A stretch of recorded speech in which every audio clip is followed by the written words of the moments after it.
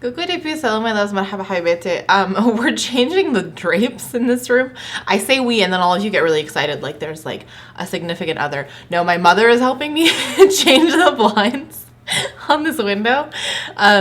So I had lighting all like to where I wanted. So the luminosity is off a little bit. So I'm gonna try not to be super self-conscious about that and just launch into this video.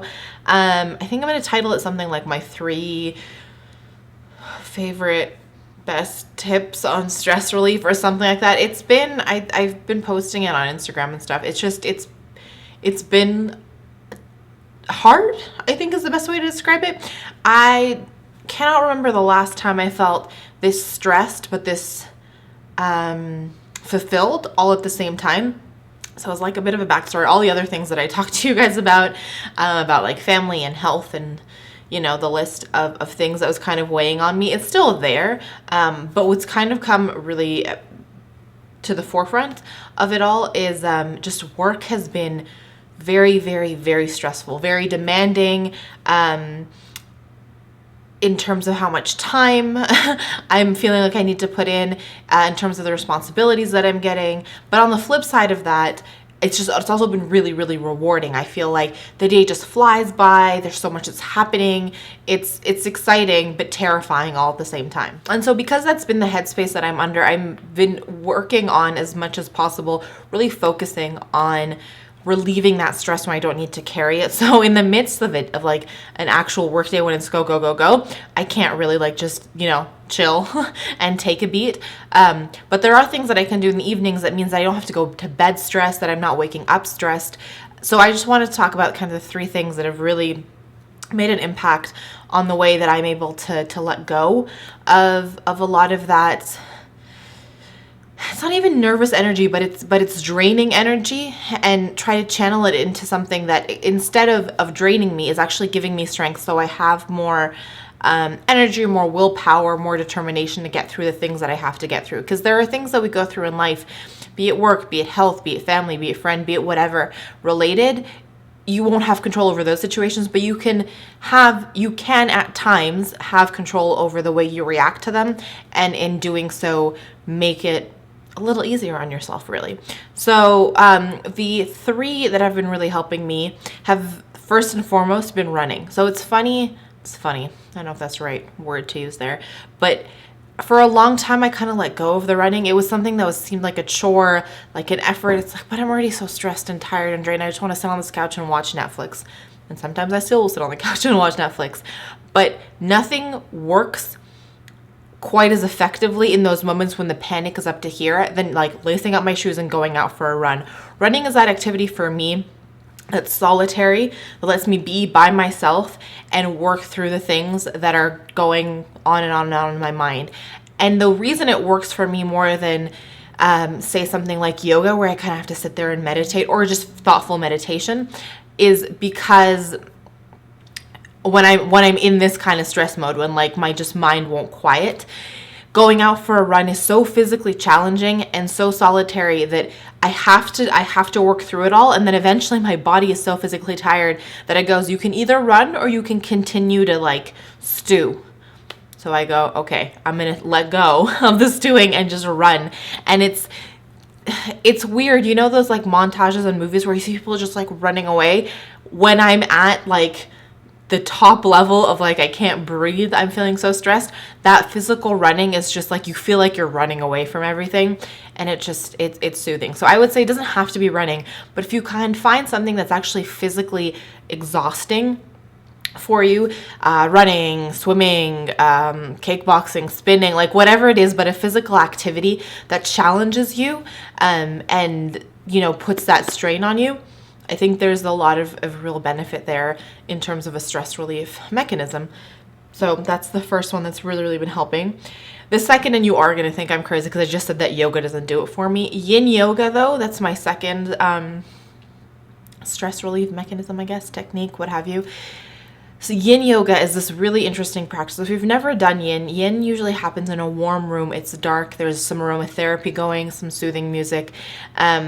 I have been recommended by a lot of people to like have some aromatherapy going, sit and try to do like mindful meditation on my own. And on my own, I can't. Like I self-sabotage, I get bored, my mind wanders, I never kind of get to that restful. So going to that restful space.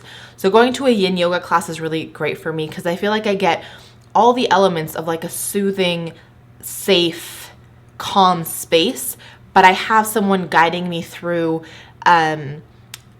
breathing and mindfulness, which is important because I think a lot of times, at least in my experience, when I get stressed, my thought process is to like not think about it, to let it go, to whatever. But to let it go, you kind of have to process it. So I like my yin yoga classes because they force me to be mindful.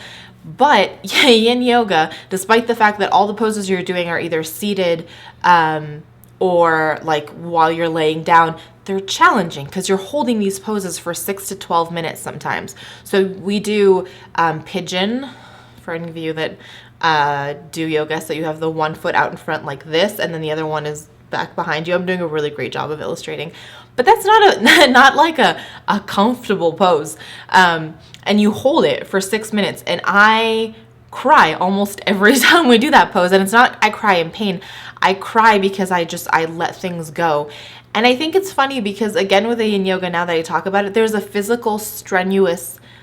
element of physical strain, right? Like it's not something that's calm. You're challenging yourself physically. And in doing so, again, you have to pick your battles and you have to start letting things go. So if you've never tried a yin yoga class, I would definitely recommend it. Don't go in thinking it's going to be a walk in the park. But if you need something that kind of can busy your body a little bit so you don't wander with your mind while still being in that state of meditation and deep thought, try a class because I've really found it hugely, hugely beneficial. And yeah, I would just really recommend it. And then my third is doing my makeup in the morning. On the days when I actually take that additional 30 minutes to sit down and do my makeup versus just run to work after the gym, I find a huge difference in my day. And I think what it is, I've been thinking about it a lot. And you guys, we've talked about how kind of my makeup style, like not today, obviously, but has gone through these shifts sometimes where I go into more neutral looks. And sometimes I was feeling really self-conscious about my skin, and I felt like I needed to hide behind makeup. And I'm grateful that I've kind of worked through that. And on days where I feel like, well, that's just what I need to make me feel strong today, then screw what anyone else, including myself, says about that. That's what I need to get through the day, and so be it. But on the majority of days, it can be something fun and creative, and I can wear it or not, depending on, time and desire and all that kind of stuff. But the reason that doing my makeup in the morning helps with stress relief is because, especially in the past week, I will go to sleep either stressed or kind of okay. I will spend all night dreaming about something I will have been working on. And this happens to me all the time. It used to happen to me at school too.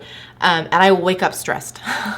And so if I just get dressed, wash my face, get dressed, go out the door really quick, that's the intention I'm setting. That's the tone I'm setting for the day. Whereas if I sit and take half an hour, 30, 40 minutes, however much time I have, and do my makeup with some music on or watching a video or whatever, I've set a different intention. I've taken the time to go, right? And do something fun and creative and for me. And in doing so, I've set the tone of the day. So if the rest of the day is hectic, the rest of the day is stressful, at least I've tried to set a tone that's different. And it's weird how much of an impact that has. So again, it doesn't have to be makeup. It can be making yourself a nice cup of tea. It can be reading a couple pages out of a book, going for a little walk. Whatever it is that you have kind of that 15, 20, 30 minutes for in the morning, just to set an intention is a great way. The points of positivity that I do at the end of my videos? When I learned about that practice in a class called Happiness that I took at college, they actually say you should do that at the beginning of your day. When you wake up and you open your eyes, a lot of us check our phones, start looking at Instagram, Twitter, our email. Instead of doing that, put that to the side and take a minute to think about your 3 points of positivity. And I mean, they didn't call them points of positivity. I do though, but you could do that too. So anything that kind of sets the tone for the day. So yeah, I've talked a lot, but those have been the 3 things that I wanted to share with you. Please, as always, share with me and all of us down below your favorite stress relief mechanisms or tips and tricks. Again, I say this every video, but a huge part of these chatty videos that I love is the conversations we have. So yeah, with that being said, I'm gonna do some quick points of positivity and I will be done. My first point of positivity is that it is super sunny. It was supposed to be very rainy and dreary today, and I'm glad that it's not. So we got some sunshine, and that's making me super happy. My second point of positivity is waking up early.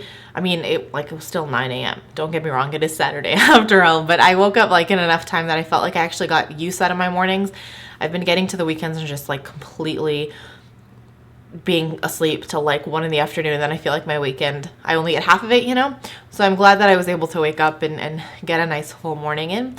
And then my third point of positivity is hanging out with my sister. I know it's been hard that she's been sick, and that's why she's had to be home longer than she was expecting, but the silver lining to that, because there's a lot of the time you can find a silver lining in things, is that I get to see her and I get to hang out with her. So those are my 3 points of positivity. As always, please let me know what's making you guys smile. I will talk to you ever so soon. But before I leave you, as always, let me remind you that life is just way too short to wear boring lipstick.